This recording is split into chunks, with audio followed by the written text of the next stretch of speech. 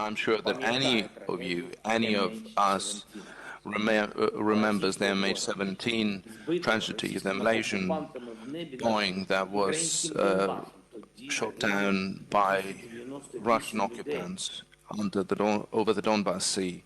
290 people died at that time, and my condolences to all those who have lost their relatives and their kins.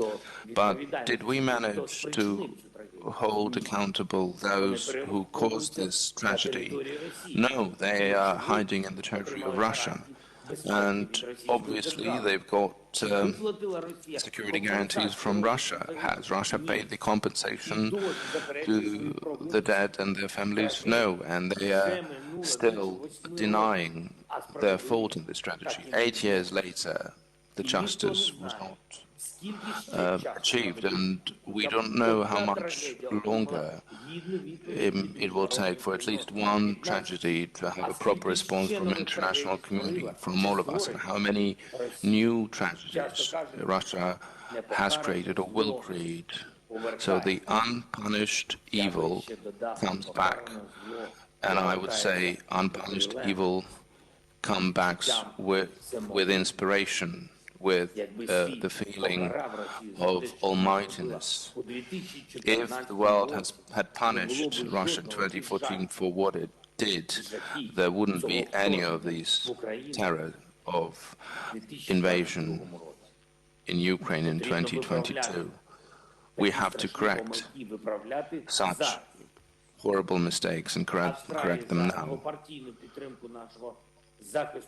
The bipartisan support of Australia, of Ukraine, for the support that has been provided, we are extremely grateful. 70,000 tons of coal for our energy. But this is only the beginning. Together, we can and should do more. We need new sanctions against Russia, powerful sanctions, until they stop blackmailing other countries with their nuclear missiles. And they have to pay the highest price for blocking the sea. No Russian vessel should be allowed in other international ports. Buying their oil means paying for the destruction of the global security. We have to stop any business activity of Russia. Any dollar should be spent for the destruction of the people.